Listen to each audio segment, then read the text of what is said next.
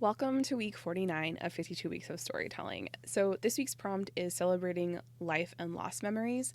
I'm going to be super upfront and vulnerable. This was a really hard video to record for a variety of reasons, and we'll see if I can make it through it without crying.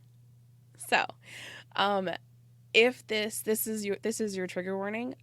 If you are currently, grief never goes away. We'll put it right there. So if it's something that is too raw for you right now, please skip this video. Come back when you're ready, or don't ever come back. Watch the other videos, but this particular one can be really hard for people. So this is my giving you my permission slip. Thanks, Coach Jenny, to just take a walk and don't watch this video. Okay, so that's where we're at. That's what we're doing. And I'm going to tell you what 52 Weeks of Storytelling is. 52 Weeks of Storytelling is this crazy video series I've been doing, and is existing to help people write a page of their story and share a moment in their life over the course of 52 weeks. Every video includes a prompt and some instructions, and it's really a way of helping you write a memoir, a biography, an autobiography, or just help someone put together a memory book over the course of 52 weeks. So it's taking this big project and making it small and bite-sized pieces. So that's what the series is. There is a companion journal that I encourage you to pick up. There's a printed version on Amazon. There is a printable option that's a PDF on Etsy. Either work. I prefer the Amazon one because you get to hold it in your hands. Links to those are in the description or wherever you're watching this video or listening to audio. So that is the journal. Next is the legacy storytelling method. Now, the legacy storytelling method is how I help people structure their stories. So you'll find it inside the journal. You'll find it all over the website at www.thelegacyrecorder.com.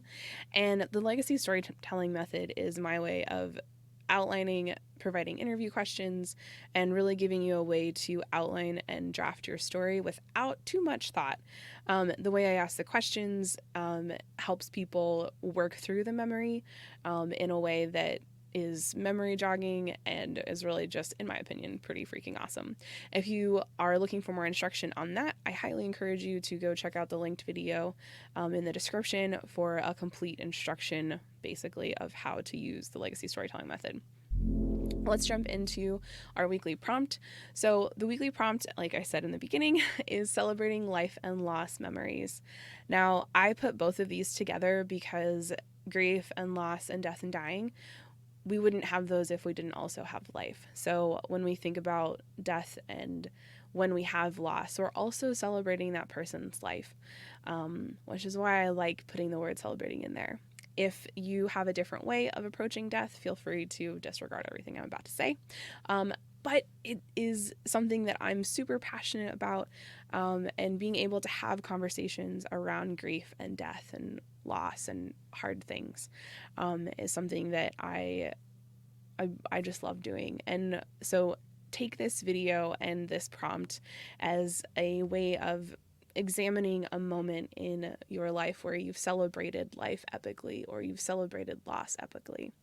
I'll also include a link to specific prompts that will most likely help.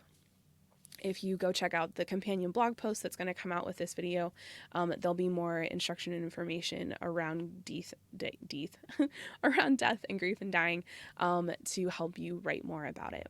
From a personal story example,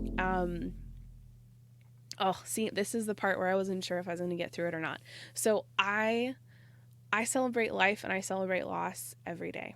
I learned early on as a young woman, that we don't have tomorrow. Tomorrow isn't promised. And I live every single day as if tomorrow isn't coming. I love on the people around me because, again, tomorrow might not be here. And I want them to know how much I love them and how much I care for them. And I want them to know about me. So I try to share little pieces of myself every day. And I try to ask them about themselves every day, which is one of the reasons I started the Legacy Recorder in the first place, is that having these conversations every single day makes a huge difference in, I believe, quality of life, potentially quantity of life, depending on where a person's at in their stage of life.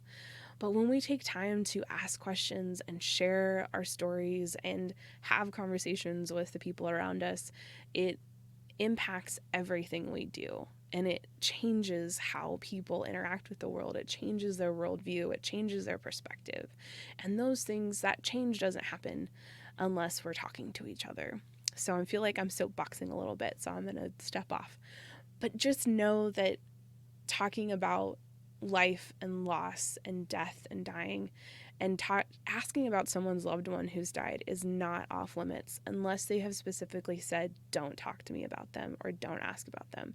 But most people who've lost someone, myself included, I want you to ask. I want you to ask about my dad. I want you to ask me what he was like, what he liked, because I don't remember everything. And I didn't get to know everything either because he died before I could find out.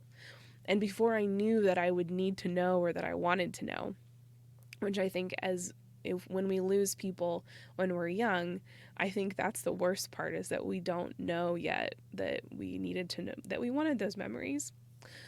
So go have the conversations, share yourself with your children, share yourself with the people around you.